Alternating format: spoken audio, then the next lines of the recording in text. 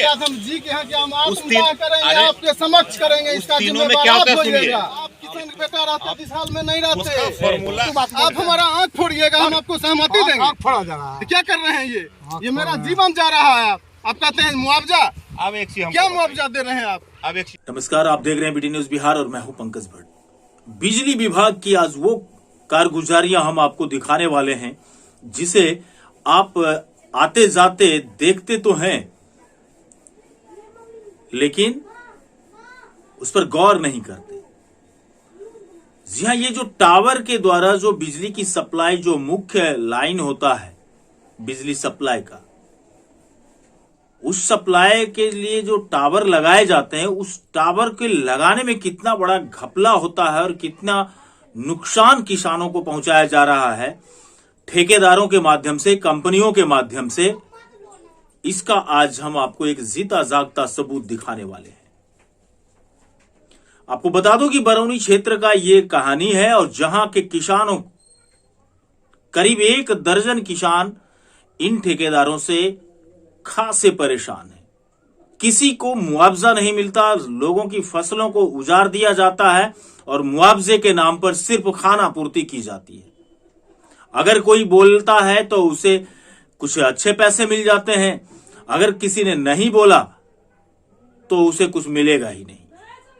कभी कभी तो ऐसा भी होता है कि इन लोगों पर कानून का डर दिखा करके, अपने पद का, पावर का उपयोग करते हुए डराने का काम करते हैं। और ये अधिकारी, जो कंपनी के जो अधिकारी हैं, ये तो किसी को कुछ समझते ही नहीं। किसानों को समझते हैं कि जैसे ये हमारा रैयत है।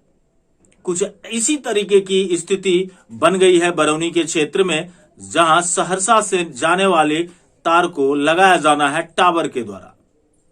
उस टावर के निर्माण में भी, अब उतनी बड़े बड़े टावर के निर्माण में भी जो प्लिंथ तैयार किए जाते हैं, वो भी घटिया से घटिया स्तर का निर्माण कराया जाता है। भला बताइए कि उतना बड़ा टावर अगर कभी गिर जाए तो क्या स्थिति पैदा हो सकती है। वो एक अलग की बात हो गई, लेकिन जो मुख्य मुद्दा है वो मुद्दा है कि किसानों के भूमि का जो अधिग्रहण किया जाता है, वो बाय फोर्सली, जबरदस्ती। लोग कहां नहीं जाते हैं, डीएम साहब तक के यहां गए हैं। डीएम के पास भी जाने के बाद मेल मिलाप के अलावा दूसरा कोई ऑप्शन दिया नहीं जाता है। ऐसे ही एक किसान से आज हम आपको मिलवा रहे हैं।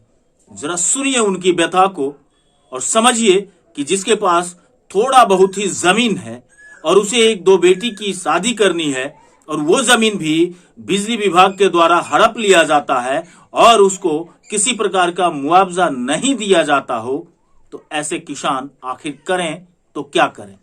जिनके पास 1-2 बीघा का प्लॉट है, उनके लिए तो कोई बड़ी बात नहीं हो सकती, लेकिन जिसके पास महज 2-4 कट्ठा जमीन ही है और उसका जमीन में अगर आप टावर लगाएंगे तो फिर वो बेचारे करेंगे क्या। मना करने पर उन्हें बताया जाता है कि आपको जेल उठा करके भेज देंगे, जेल में बंद कर देने तक की धमकी दी जाती है। और ये मैं नहीं कह रहा, ये पीड़ित किसान कह रहे हैं। सुनिए किसान को। क्या नाम हो आपका? संतोष कुमार। घर जेमरा है। पिताजी का नाम शिव शंकर सिंह, थाना बरौनी रिफाइनरी। क्या दिक्कत हो रही है? दिक्कत यही है सर, हम निवेदन करना चाहते हैं सरकार से, जो हमारा जमीन अधिग्रहण किया गया 1970 के दशक लगभग रिफाइनरी द्वारा, उसके बाद बियाडा द्वारा, उसके बाद भारत पेट्रोलियम द्वारा, शेष जो जमीन बचा, हम लोग तो भूमिहीन हो गए, शेष जमीन जो बचा उस पर बिजली का टावर, बड़ा बड़ा खंभा तार से बर्बाद हो गया सर। आपको इन सब भूमि अधिग्रहण किया तो मुआवजा नहीं मिली? 1 पैसा मुआवजा उसका नहीं मिला सर। सरकार द्वारा अधिग्रहण जो भारत पेट्रोलियम में किया गया उसका मुआवजा मिला। उसके बाद हमारे पूर्वज जमीन खरीदे बरौनी अंचल क्षेत्र में, बियाडा से पीछे। टोटल कितना जमीन था आपके पास? हमारे पास, हमारे पिताजी को 3 भाई थे, 10 बीघा जमीन था। मतलब आपका हिस्सा कितना हुआ? हमारा हिस्सा सर 10-15 कट्ठा में आ गया सर। 10-15 जी। तो उस सब आपका अधिग्रहण में चला गया? वो सब तो चला गया। उसके बाद अभी 3 बीघा का प्लॉट था, हमारे पिताजी 3 भाई हैं, उस जमीन में हमारा 5, हम भी 3 भाई हैं, हमारा मात्र 6-7 कट्ठा उसमें हिस्सा होगा। उस जमीन में चौड़ाई कम है, व्यावसायिक है, उसमें हम लोग बसाए गए हैं। अब तो अब आबादी बढ़ गया हम लोग का। अब एकमात्र वही सड़क किनारे जमीन था जिस पर जो है सो बिजली विभाग द्वारा ये बेगूसराय से सहरसा लाइन जा रही है, संचरण लाइन है टावर का 220 kVA का, वो लाइन जा रही है। उसके कर्मचारी, अधिकारी, एग्जीक्यूटिव ये सब द्वारा जबरदस्ती बिना कोई सूचना के, बिना कोई लिखित जानकारी, बिना कोई मुआवजा के हमारे जमीन पर जबरदस्ती बलपूर्वक टावर गाड़ने की योजना बना रहे थे, जिसका विरोध आज हम 2 साल से कर रहे थे।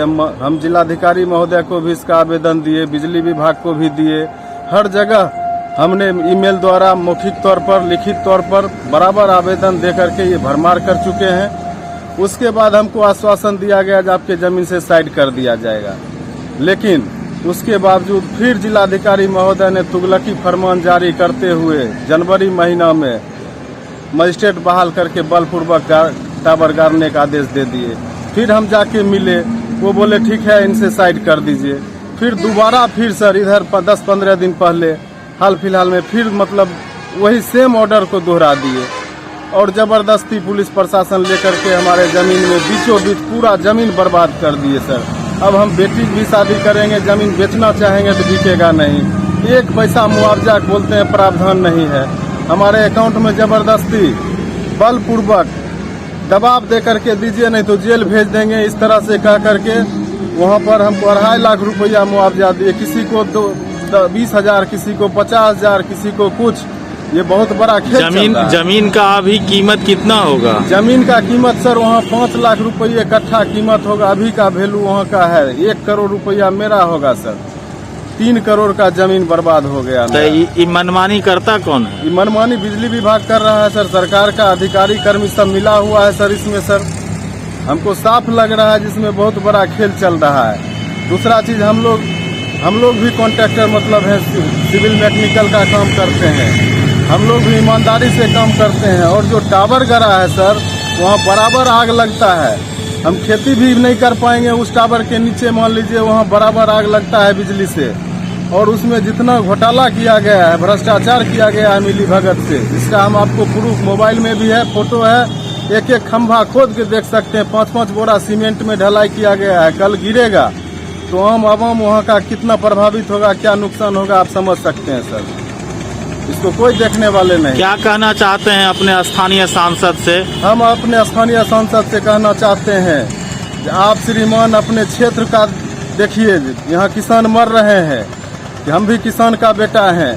आप हमारे आवाज को वहाँ देश में उठाइए, सरकार से कहिए कानून बनवाइए और हम लोग को मुआवजा दिलवाइए। पूरे जमीन का जो बर्बाद हो रहा है अधिग्रहण करके हमको मुआवजा दिलवाइए।